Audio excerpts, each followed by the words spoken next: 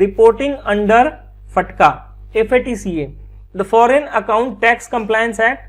अभी जब भी आप इंडिया में किसी भी बैंक में अकाउंट ओपन करवाने जाते हैं तो आपसे एक फॉर्म अलग से फिल करवाया जाता है, और बहुत सारे बैंक्स में तो ये फॉर्म अब अकाउंट ओपनिंग फॉर्म का ये इंटीग्रल पार्ट बन गया है, फटका डिक्लेरेशन।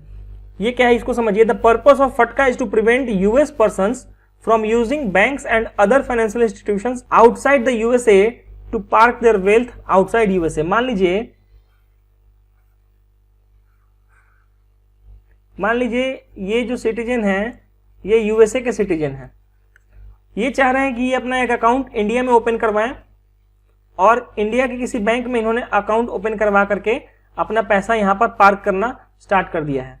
तो यूएसए गवर्नमेंट ने कहा कि नहीं, अब हम लोग एक ऐसा संधि करेंगे, ऐसा एग्रीमेंट करेंगे जिसके तहत हमारे देश के यानी यूएसए के सिटीजन दूसरे किसी भी देश में वहां के बैंकिंग सिस्टम को यूज करके अपने फंड को पार्क ना कर पाए, और अगर करते हैं तो उसका डिक्लेरेशन मिले, यानी यूएस गवर्नमेंट को यह पता चल जाए कि यहां पर इतना फंड इनके सिटीजन के द्वारा पार्क किया जा रहा है। इसीलिए इंडिया में भी आप देखेंगे कि अकाउंट ओपनिंग फॉर्म के साथ फटका डिक्लेरेशन फिल किया जाता है। अब इसको पढ़िए, आपको समझ में आ जाएगा। The purpose of FATCA is to prevent US persons from using banks and other financial institutions outside the USA to park their wealth outside USA.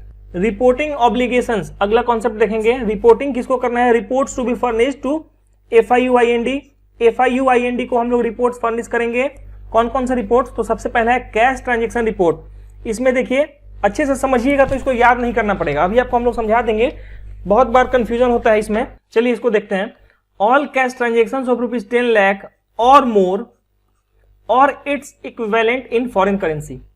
जो भी कैश का ट्रांजेक्शन होगा, सबसे पहले ट्रांजेक्शन कैश में होना चाहिए, ट्रांसफर वगैरह NEFT RTGS को इसमें कंसीडर नहीं करते हैं, कैश में होना चाहिए। दूसरी बात, कम से कम 10 लाख रुपए, मिनिमम 10 लाख हो या 10 लाख से ज्यादा हो जाए, 10 लाख को भी कंसीडर करना है यहां पे, ठीक है। बहुत बार डाउट ये रहता है कि 10 लाख तक नहीं करेंगे, 10 लाख 1 रुपया होगा तब करेंगे, नहीं, 10 लाख और मोर लिखा हुआ है, यानी 10 लाख को भी कंसीडर करना है, और 10 लाख से ऊपर हो गया उसको करना ही है। उसके साथ साथ अगर हमारा कोई दूसरे करेंसी में ट्रांजेक्शन हो रहा है, दूसरे किसी फॉरेन करेंसी में ट्रांजेक्शन हो रहा है, और उसका वैल्यू भी 10 लाख या इसके इक्विवेलेंट है, तो भी हम लोग रिपोर्ट करेंगे। वही यहां लिखा हुआ है, all cash transactions of ₹10 lakh और मोर और its equivalent in foreign currency. ये तो हो गया सीधा सीधा। दूसरी तरह से लोग क्या दिमाग लगाते हैं, वो क्या करते हैं, एक बार में 10 लाख या 10 लाख से ज्यादा करेंगे ही नहीं, वो छोटे छोटे ट्रांजेक्शंस में करेंगे। उसके लिए भी यहां पर रूल बनाया गया, all series of cash transactions integrally connected to each other which have been valued below ₹10 lakh or its equivalent in foreign currency, where such series of transactions have taken place within a month and the aggregate value of such transactions is ₹10 lakh or more or its equivalent in foreign currency। ये क्या बोला, एक बार में मान लीजिए कोई customer 12 lakh का cash transaction करता है, तब तो ये रिपोर्ट सीधे सीधे जनरेट हो जाएगा।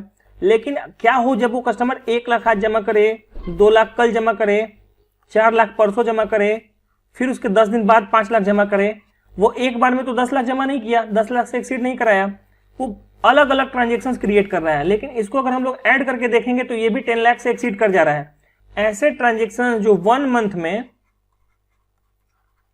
इंटीग्रली कनेक्टेड हों और वो भी हमारे पूरे 1 मंथ में मिला करके 10 लाख या 10 लाख से ज्यादा या फॉरेन करेंसी में इसके इक्विवेलेंट हो जाए, उसको भी हम लोग CTR में रिपोर्ट करेंगे। अब इसको थोड़ा सा एक लेवल और समझना होगा। चलिए अभी हम लोग इसी को देख रहे हैं, कैश ट्रांजेक्शन रिपोर्ट। बात करेंगे हम लोग जनवरी 2023 मंथ के बारे में। डिपॉजिट विथड्रॉल, 5 जनवरी को डिपॉजिट किया गया 4 लाख और विड्रॉल किया गया 2 लाख।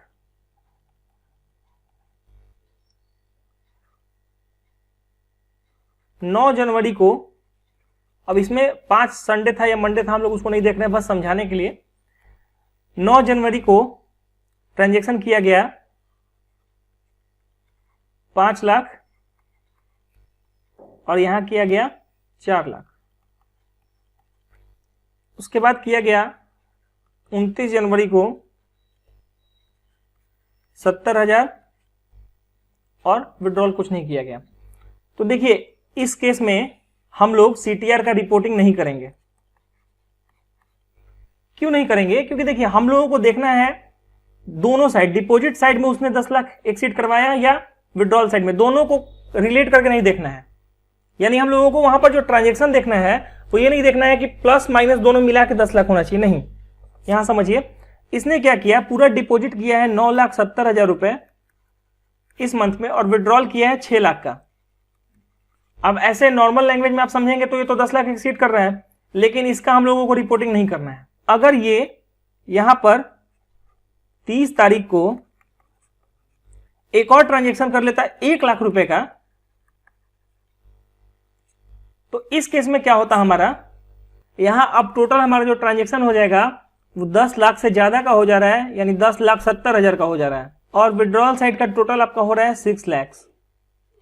तो आप देख रहे हैं कि एक साइड यानी डिपॉजिट साइड में कस्टमर ने 10 लाख को एक्सीड कर दिया है और 10,70,000 रुपए जमा किए हैं पूरे मंथ में। उसने क्या किया है कि अलग अलग ट्रांजेक्शन्स क्रिएट किए हैं सो दैट कि पता ना चल पाए कि 10 लाख रुपए जमा हुआ है। देखिए यहाँ पे 4 लाख जमा किया, 5 लाख जमा किया, फिर 70,000 जमा किया, फिर 1 लाख जमा किया। लेकिन अब चूंकि 10 लाख को एक्सीड कर रहा है, 10 लाख या 10 लाख से ज्यादा हो जा रहा है, तो हम लोग यहां पर सीटीआर रिपोर्ट फाइल करेंगे।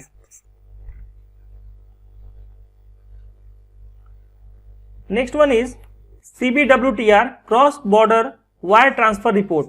इसमें क्या है, जितने भी क्रॉस बॉर्डर वायर ट्रांसफर होंगे जो 5 लाख से एक्सीड करेंगे, यहां पर 5 लाख या 5 लाख से ज्यादा नहीं लिखा हुआ है, यहां पे लिखा है एक्सीडिंग ₹5 लाख। इट मींस कि अगर 5 लाख तक होता है तो इसको नहीं करना है रिपोर्ट, और 5 लाख को जैसे ही एक्सीड करेगा तो हम लोगों को रिपोर्ट करना है। इसमें 5 लाख हो या तो INR में या इसका इक्विवेलेंट हो फॉरेन करेंसी में। और कब रिपोर्ट करेंगे, जब या तो उस पैसे का सोर्स या डेस्टिनेशन इंडिया हो, यानी या तो ये पैसा इंडिया में आए किसी दूसरे देश से, या इंडिया से किसी दूसरे देश में जाए। सोर्स या डेस्टिनेशन अगर इंडिया है तो हम लोग CBWTR रिपोर्ट फाइल करेंगे अगर उस ट्रांजेक्शन का अमाउंट 5 लाख से एक्सीड कर रहा है। नॉन प्रॉफिट ऑर्गेनाइजेशन रिपोर्ट, अगर किसी भी NPO के द्वारा, नॉन प्रॉफिट ऑर्गेनाइजेशन के द्वारा 10 लाख इससे ज्यादा रिसीट किया जा रहा है इंडियन रुपीज में या फॉरेन करेंसी में रिसीट लिया जा रहा है, जिसका मूल्य अगर कन्वर्ट करने पे ₹10 लाख एक्सीड कर जाए। यहां भी देखिए 10 लाख तक आएगा तो कोई दिक्कत नहीं, 10 लाख से ज्यादा पर दिक्कत है, एक्सीड्स। यानी अगर एक मंथ में किसी NPO के द्वारा 10 लाख रुपए रिसीट के रूप में आए हैं तो इसको रिपोर्ट नहीं करना है, लेकिन 10 लाख से जैसे ही एक्सीड करेगा, 10 लाख 1 रुपए हो जाएगा तो रिपोर्ट करना है। साथ ही साथ ये तो INR के बारे में बात हो गई। फॉरेन करेंसी में पैसा आए और उस फॉरेन करेंसी का जो वैल्यू है वो भी इंडियन रुपीज में 10 लाख को एक्सीड कर जाए तो भी हमें रिपोर्ट करना होगा। अगला है CCR काउंटरफिट करेंसी रिपोर्ट। जितने भी आपके पास काउंटरफिट नोट्स मिलते हैं उसको आपको रिपोर्ट करना है। अभी आपने जो देखा 4 रिपोर्ट, इन रिपोर्ट्स को हम लोग मंथली बेसिस पर सबमिट करते हैं। और जैसे मान लीजिए 1 जनवरी से लेकर के 31 जनवरी के बीच में जो रिपोर्ट्स आपने जनरेट किया है उसको आपको कब सबमिट कर देना होगा, तो इसका जो डेडलाइन होगा वो होगा 15 Feb।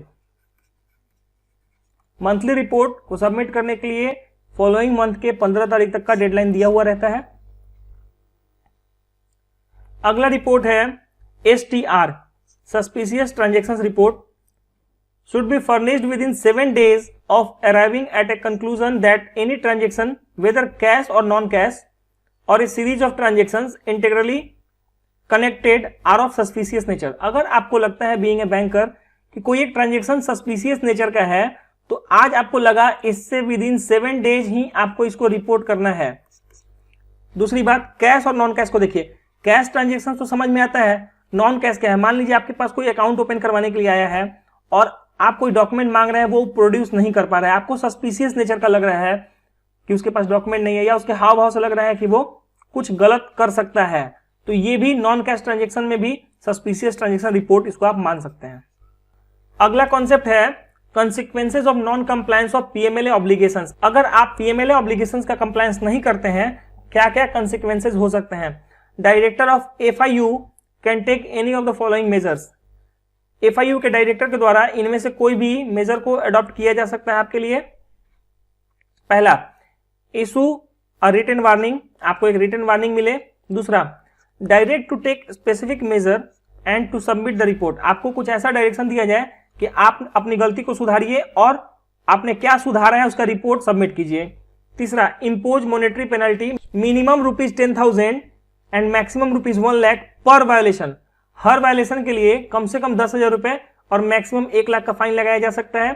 नोट देखिए, each day of delay in submission of some information और a transaction is record as 1 violation. मान लीजिए आपसे कोई रिपोर्ट मांगा गया और आपने ये रिपोर्ट नहीं दिया, अब जितना दिन आप डिले करेंगे तो हर दिन को एक वायलेशन काउंट किया जाएगा।